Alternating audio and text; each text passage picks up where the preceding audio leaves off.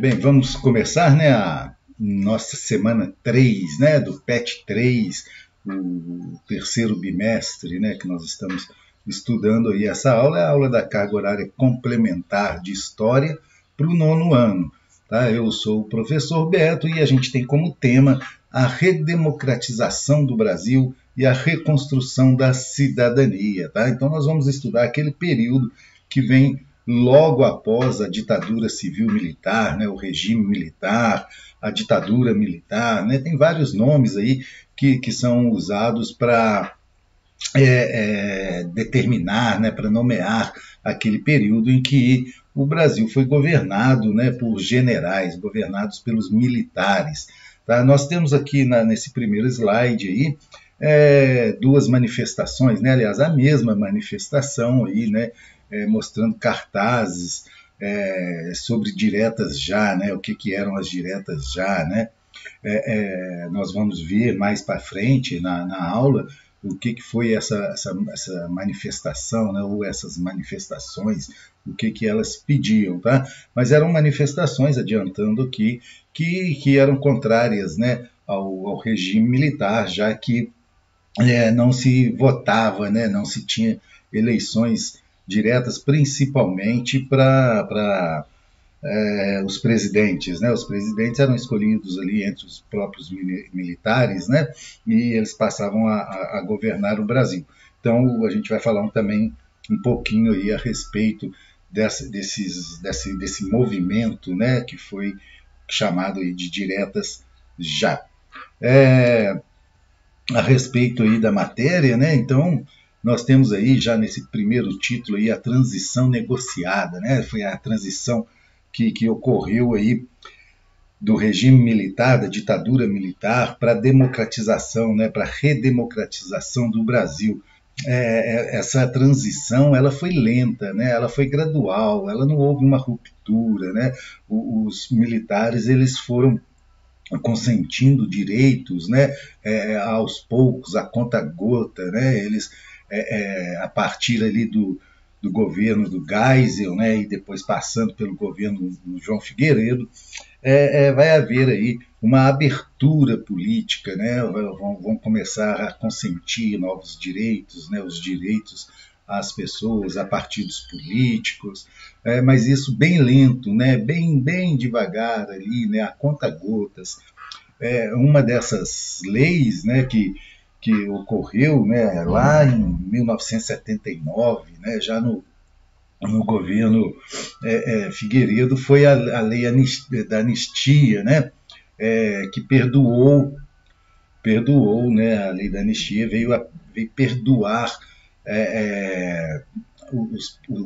os crimes, né, cometidos por militares e também por algum crime que tenha sido cometido por aqueles que haviam lutado contra a ditadura militar. Então, a lei da anistia foi concedida, né, anistia a todos aqueles, né, ou todos que, no período compreendido entre 2 de setembro de 1961 a 15 de agosto de 1979, cometeram crimes políticos ou conexo a eles, né, conexo com eles, né, ou ligados aí a crimes políticos.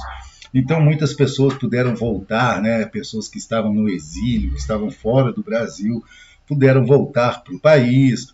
Muitas pessoas foram libertadas, né? Que lutavam contra a ditadura, mas também promoveu o perdão para os crimes cometidos pelos militares, né? Além de permitir que esses voltassem para a vida política. Tá? Então, a lei da anistia ela perdoou os dois lados aí, né? Mesmo a gente sabendo que houve aí uma grande quantidade de crimes cometidos pelos militares, né? Como torturas, mortes, né? O que nós já falamos na aula anterior.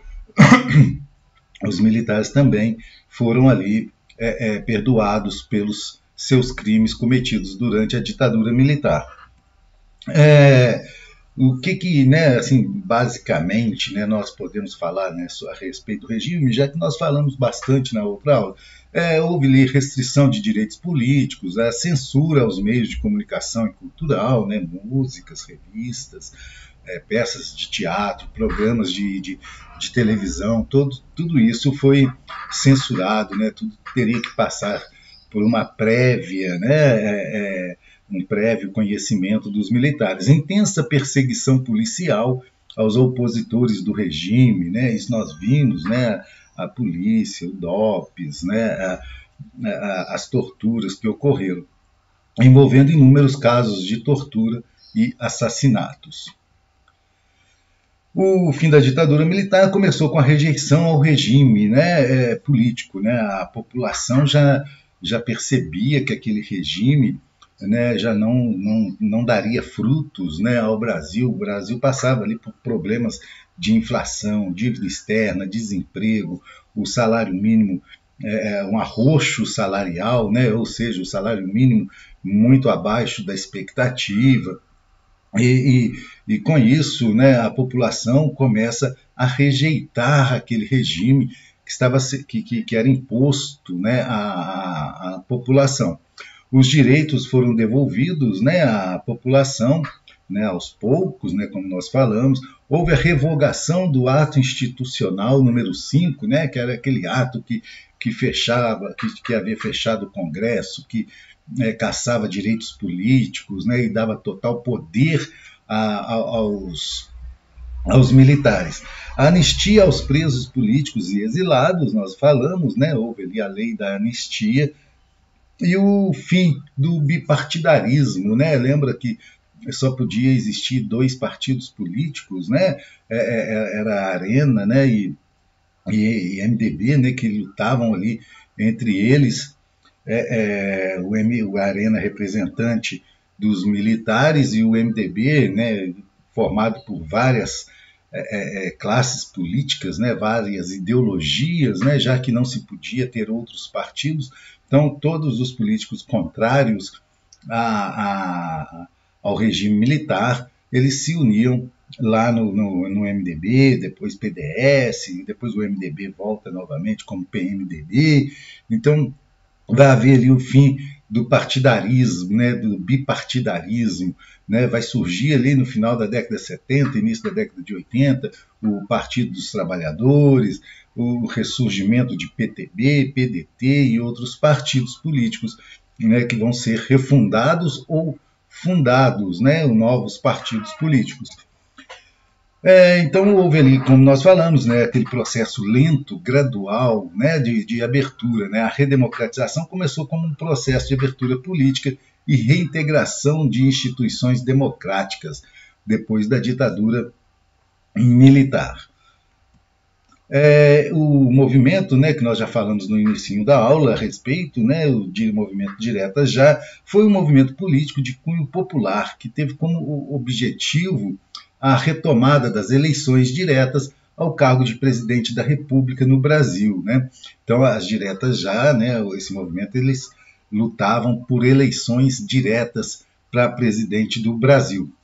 O movimento começou em maio de 1983 e foi até 1984, mobilizando milhões de pessoas em comícios, passeatas, né? Contou aí com participação de artistas, de partidos políticos, de sindicatos, de representantes da sociedade. Então foi um grande movimento, né? Chegou a ter comícios com mais de quase 1 milhão de pessoas. Né? Então isso era demonstração, né? O Diretas Já foi a demonstração de que a população estava totalmente insatisfeita com o regime que estava sendo adotado no Brasil, né, e que já não se suportava mais, não só no Brasil, como na América, né, outros países que haviam tido governos militares já haviam acabado, né, os governos, alguns já haviam acabado, os governos militares. Então, mesmo sendo marcado por significativo apelo popular, o processo de eleições diretas já só vai ocorrer em 1989. Apesar, né, dessa toda movimentação, né, não houve as eleições pretendidas, né, as eleições diretas. Em 1985, né, quando vai haver eleições para presidente no Brasil, as eleições vão ser indiretas. Tá? Então, em 1985, após essas movimentações da população, né, pedindo aí as eleições diretas, vai ocorrer a eleição indireta em 1985, né? Houve ali uma frustração, um deputado chamado Dante de Oliveira, ele propôs as eleições, mas foi derrotada no Congresso, né? Lembrando que o Congresso ali, a maioria, né, ou boa parte ali do Congresso ainda tinha lastros, né, com o regime militar, com a ditadura militar. Então, essa emenda ela vai ser rejeitada, né, vai ser frustrada, né, e as eleições não vão ser diretas, elas vão ser indiretas. Tá? Então, a eleição presidencial brasileira de 1985 foi a última ocorrida de forma indireta. A partir desta, né, e principalmente a partir da Constituição de 1988, todas as eleições brasileiras elas foram diretas, né? A população escolheu, né? E até hoje nós escolhemos os nossos candidatos, né? Escolhemos recentemente as eleições municipais. O ano que vem temos eleições federais, né? Eleição para presidente, para deputados, governadores. Então, a partir aí de 1985, as eleições passaram, né, a última foi em 85, né, mas a partir dessa daí nós só tivemos eleições diretas no Brasil. Por meio, né, ela foi feita, né, por meio de um colégio eleitoral, sob a égide da Constituição ainda de 1987, né? Então, como na Constituição de 87 previa as eleições, mas as eleições previstas seriam indiretas, né? Então ocorreu no Brasil essa eleição indireta. Houve uma disputa entre dois candidatos, né? O Paulo Maluf, né, PDS, lembra que a gente falou que havia acabado, né, o bipartidarismo, então aquele partido, né, a Arena, ela havia deixado de existir e no lugar da Arena surgiu o PDS. Tá? O PDS era o partido ali que era composto, né, pelaquela base, né, de governantes aí, militares, né, então de políticos, né, que defendiam a ditadura militar. Então o Paulo Maluf, né, é conhecido, né, ficou por muitos anos na política, ficou conhecido aí como um político não muito honesto, né? O Paulo Maluf, se nós fizermos uma pesquisa rápida, eu acho que ele tem mais processos, né, e mais fatos que ligam à corrupção do que fatos que ligam a uma boa política, né? Então, o Paulo Maluf vai concorrer com Tancredo Neves, tá? O Tancredo Neves já era antigo, né? Político antigo, já tinha sido primeiro-ministro, né, naquele problema lá do parlamentarismo com o João Goulart, ele já havia sido ministro, né, em outros períodos de governo. Mas o Tancredo Neves ele vinha ali como sendo alguém que não era ligado à ditadura militar, né? Então o Tancredo Neves vai acabar saindo vitorioso nessa disputa dentro do colégio, dentro do colégio eleitoral, né, da disputa entre para a presidência do Brasil, né? Lembrando que era disputa indireta, né? O povo não votou, mas o Tancredo Neves nesse período, né, ele era representante aí, né, de uma oposição, né, que poderia, né, existir lá durante a ditadura militar. O Tancredo Neves, um dia antes da sua posse, né, como presidente do Brasil, ele vai passar mal, né, e ele vai acabar sendo internado, né? Então, na noite anterior à sua posse, 14 de março de 1985, Tancredo Neves, presidente eleito indiretamente pelo colégio eleitoral, não pôde assumir, porque foi internado às pressas para tratar de uma apendicite aguda no Hospital de Base de Brasília. Tá? E a partir dessa internação do Tancredo Neves, vai começar a haver um grande dilema, né? Até porque no dia 21 de abril de 1985, o Tancredo Neves vai falecer, né? Existem histórias, né, a respeito aí da morte, né, de Tancredo Neves. falam que ele já havia morrido, né, que estavam esperando chegar o dia 21 de abril, porque coincidiria com o dia de Tiradentes, e outras histórias de que o Tancredo Neves tinha sido assassinado, que ele tinha recebido um tiro, uma facada na missa, né, onde que ele estava participando antes de passar mal. Existem várias aí teorias da conspiração, né? O Tancredo Neves é mineiro, né? São João del Rei, aqui pertinho, né, da nossa cidade. Era um político famoso, né, na região, no Brasil, né? E tinha e a população acreditava, né, nas posições do Tancredo Neves. Porém, ele vai então falecer, né? E surge um grande dilema. Quem vai assumir no lugar do Tancredo? Né? Lógico que seria o seu vice, né? O vice de Tancredo era o José Sarney, mas surgiu um questionamento. O Tancredo Neves não tinha tomado posse, então o Tancredo Neves não era presidente do Brasil. O seu vice poderia assumir? Né, foi o grande dilema, né? Sarney, então, poderia ser presidente do Brasil, mesmo o presidente eleito não tendo tomado posse, mas deram posse aí ao José Sarney, né? Então, em seu lugar, foi empossado o vice-presidente José Sarney. Durante 38 dias, o Brasil acompanhou a agonia de Tancredo Neves, né? Foram 7 cirurgias e uma traqueostomia até sua morte em 21 de abril de 1985. Né? Tem uma foto, né? Eu não coloquei ela aqui no slide, que o Tancredo está sentado, rodeado de médicos. Né? Eles falam que aquilo ali havia sido uma montagem, que o Tancredo já estava morto naquela foto. Então existe aí, né, muitas teorias a respeito da morte de Tancredo Neves, né? E uma grande dúvida: o José Sarney poderia ter assumido, já que o presidente, né, não havia sido empossado. O Sarney, então, vai ser empossado, né? E vai ser um período muito difícil para o Brasil. O governo do Sarney, né, ele tinha que reestruturar o país, né, reestruturar a política. Então, esses anos 80 do Brasil, muitos historiadores chamam da década perdida, tá? Porque o Brasil ele não foi para frente, né? O Brasil não crescia, o Brasil não se desenvolvia, o Brasil vivia ali no atoleiro, né? Em um atoleiro de problemas, de crises, de corrupção, né? Inflação, desemprego. Então, os anos 80 no Brasil foi um período muito complicado economicamente.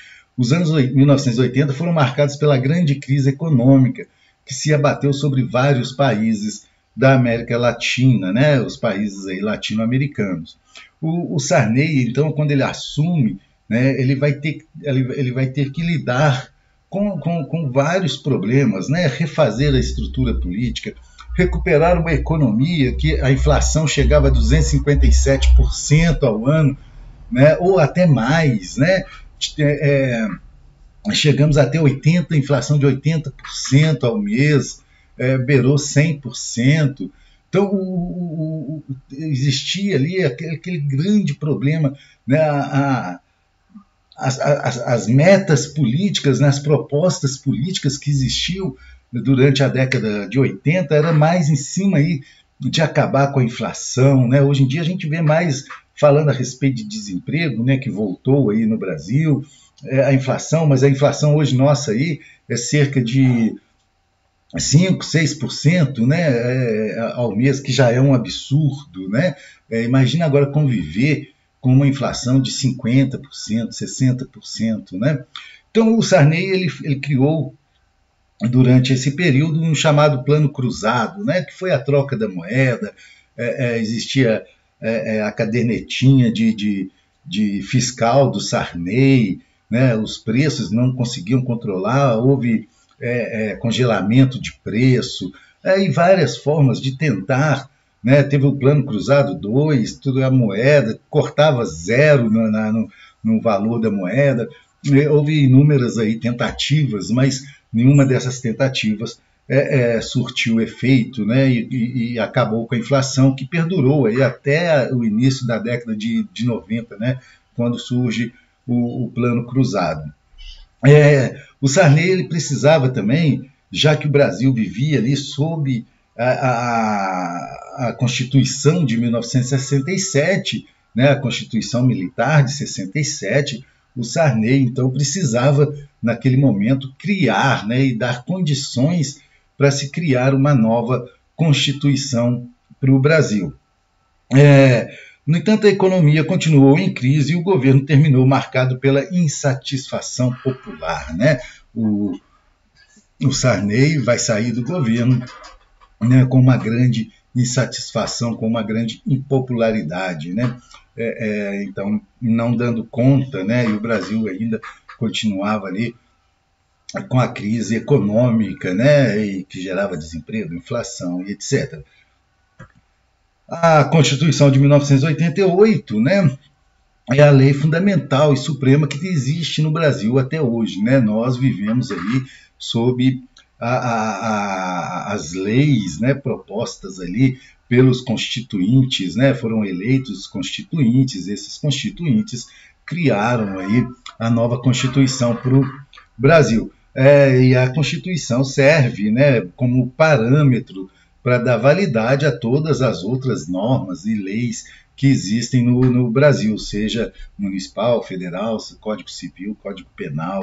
Então, a Constituição brasileira, né, é o conjunto de leis, né, que todas as outras leis necessitam e precisam se basear, né? Então, em 1988, vai se criar aí a nova Constituição brasileira que rege o país até hoje. E nessa Constituição que veio, né, as eleições diretas, né, com 2 turnos, né, para presidente, para governadores e determinadas cidades com uma população acima, se eu não estiver enganado aqui, com população acima de 500 mil habitantes. Por isso que cidades menores não possuem 2 turnos, né, porque lá na Constituição, né, rege que as eleições serão diretas em 2 turnos em cidades que possuem acima de 500 mil habitantes, e para os estados e para o governo federal. Assim a gente termina, né, esse período, né, de redemocratização do Brasil, né, resumindo aqui, foi a saída, né, o fim da ditadura militar e o início aí da nova democracia no Brasil. Estudamos hoje aí até o governo José Sarney e a criação da nova Constituição de 1988. A partir, né, da outra aula, nós vamos estudar ali os presidentes que vieram após o José Sarney, né, os presidentes eleitos após José Sarney.